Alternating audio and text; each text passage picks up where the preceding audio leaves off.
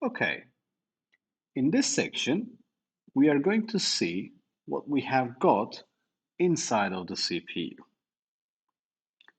Now, in a typical CPU, what we have got as a main function is a data transfer, arithmetic and logical operations, and decision making. So, which instruction to execute, in what order, and so on.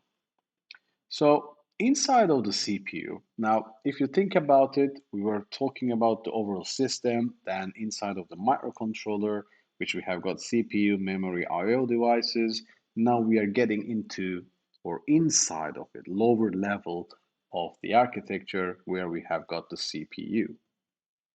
Now, CPU has got its own functional blocks, like a control sequencer. So it controls the operations in the CPU. Okay, so it sequences the operations for the CPU, it retrieves in an order, and so on, so that the CPU can execute them. And we also have CPU registers, which we are using as a temporary memory. They are faster, that's why we have got it inside in order to reach as fast as possible. Okay, so CPU, it keeps track of the location of the next instruction with the program counter. This is one of the important block in the CPU, okay? So program counter, it keeps the track of which instruction is going to execute next or fetch through. So we have got a cycle, which we call it von Neumann fetch decode execute cycle, that a typical CPUs executes regularly during the operation. Then we have also got instruction decoder. So the program counter points to the next instruction. The instruction decoder has to decode that machine code, okay, or the high-level code into the machine code so that it can perform specific operations like arithmetic or logical operations. We also have after the execution, what we do is the relevant bits are set and the data gets stored in as quickly as possible into the CPU registers or maybe somewhere outside to another memory as fast as possible. And the control sequencer, it ensures that this fetch, decode, execute cycle repeats until the last instruction, and it controls all these operations that it won't fail in the important part of the process. So let's consider a simple CPU, which we have got a simple program counter, instruction decoder, arithmetic logic unit, and registers. Okay, this is our simple CPU, and we are going to play with it now. And let's have got some instructions that we want to decode it, which we are going to do it in more details in the following chapters. But let's have a brief idea. These are not any microcontroller or device specific instructions. These are just giving you an example of how we can decode and execute instructions.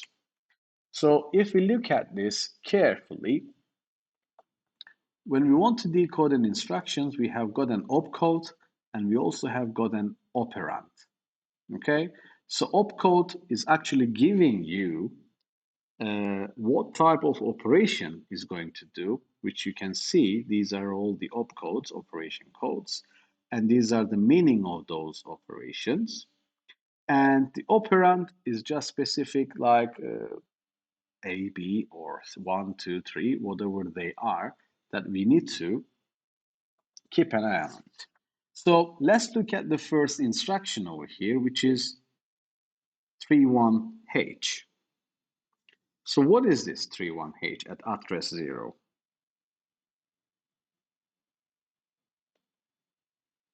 Now this 31H is actually 0, 0, 1, 1, 0001 when we expand it as a binary number.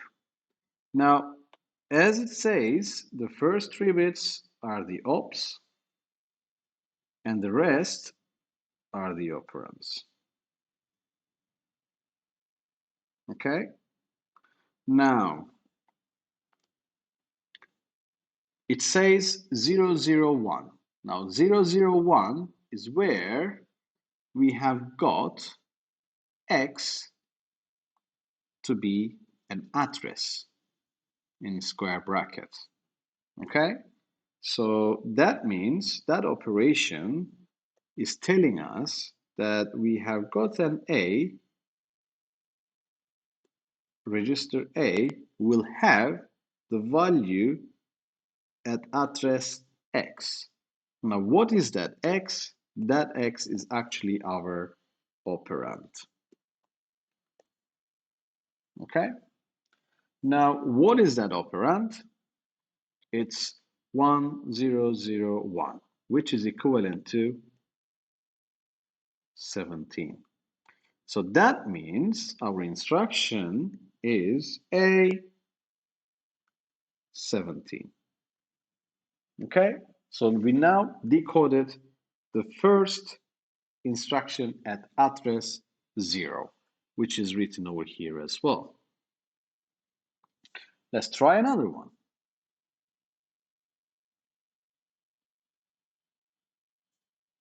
It says at address 1, we have got C4H. Now, what is C4? C is 1100. 4 is 0100. So the first 3 bits, again, is the opcode, and the rest are the operands. Okay, so what does this opcode is telling us? 110. Now 110 is register X low will be stored in the register X high. So copied into register X high. So register X low is actually the first register, which is A, and X high will be B.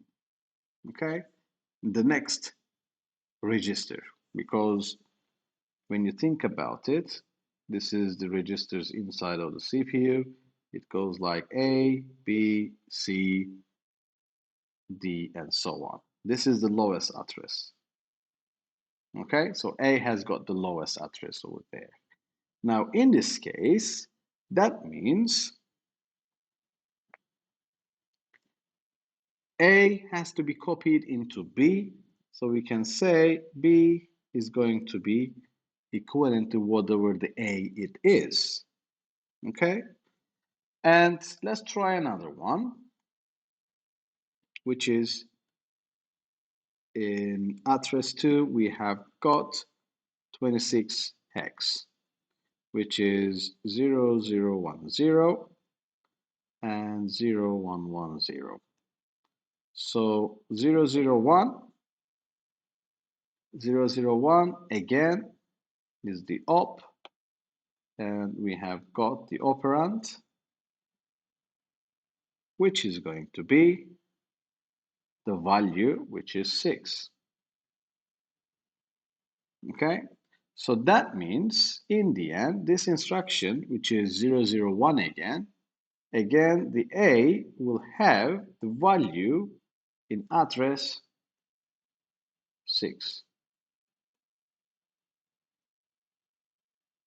Okay, so A will have the value in address 6. So as you can see, that's our next instruction. Let's try the instruction at address 3, which is 81 hex. So 8 is 1000 and 1 is 0001. So again, the first 3 bits, 1000 and the rest. So now The op is 100, which is A plus register X. What is register X? Is actually the first register, as you can see, 001. It's the same thing. So that means the instruction over here is, so A will have the value of A plus register X, which is going to be B at 1. Okay, so we are adding address or the register 1 into A. And these are all going like this, where we can decode the instructions and find out what's going on. So let's see how these are executed in fetch, decode, execute cycle. So we have got these values stored in the program memory. This yellow box is our program memory, and these are all translated. Okay, now the program counter is 0, pointing the first instruction. Instruction decoder doesn't have anything inside of it yet, and then we give it a go. So instructions and data in a memory. You can also store a data in over here, data or instruction memory, and operations that we are going to do. So we start and we get into the first fetch. So we have to get the first instruction from address 0. So the program counter is pointing to address 0, and we will get 31H. So 31H stores in an instruction decoder where it is going to be decoded, and we know that it's going to be A is going to be the value in address 17. So we need to get the value over here from the I/O device. So that value is 9, let's say. It's just an assumption. So address 17 is provided from the address bus, where we are going to get the data from I/O 17, which is 9. And that has to be stored in A, in the register of the CPU. So when we decode and execute, we have got 9 stored in the register inside of a CPU, and the program counter is incremented. So when it is decoded, program counter is incremented, pointing to the next instruction. Then we do another fetch, which we need to retrieve C4H into instruction decoder so that we can decode what it says over here. Okay, and it says that we are going to get the value, as we already said over here,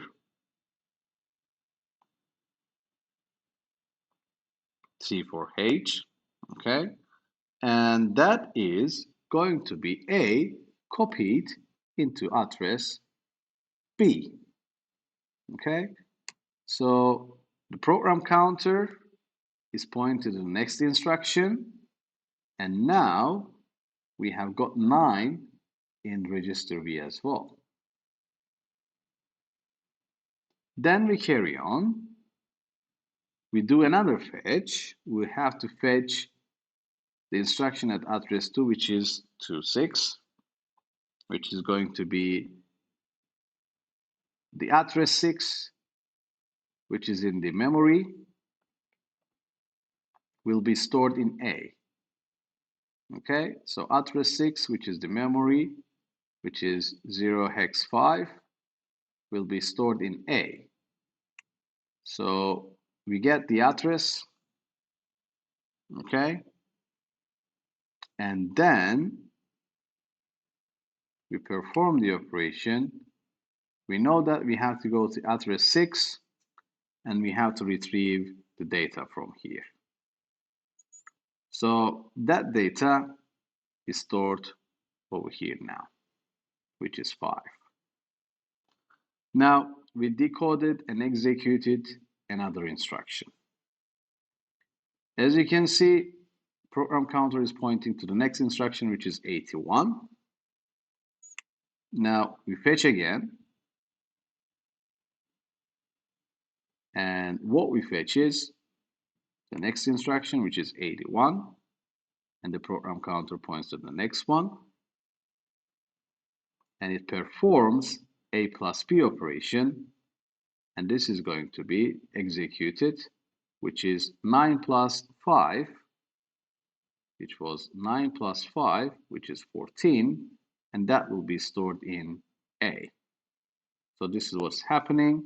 And then it's pointing to the next instruction, which is going to be instruction 4, E7. Then we fetch again.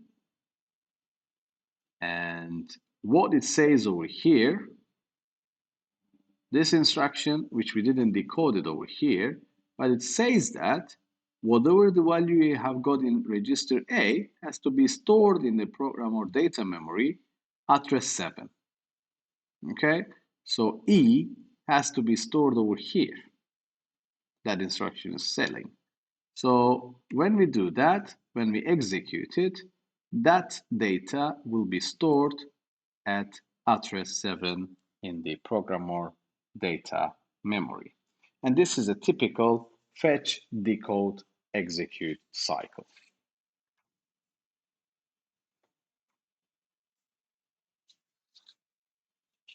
Now, we'll see details of these type of cycles in the following chapters, which we are going to use specific hardware or the microcontroller that we can use it. Now, here is one short slide, which is a typical interview question that you might get if you are going to work in an electronic area. What is the difference between von Neumann versus Harvard architecture? So microcontrollers generally designed in two types of architecture, von Neumann and Harvard architecture. The difference is von Neumann architecture, as you can see, the CPU supplies data, address, and control bus, and there is one for both code memory and data memory. Okay, so they are sharing it. But in the Harvard architecture, you have got separate buses for code memory and separate buses for data memory. Now, this is expensive compared to the von Neumann, but this is avoiding any collision. This is avoiding any problems with the code memory interaction and the data memory interaction with the CPU. CPU knows really well to which one to send it to. But in this one, it's more difficult.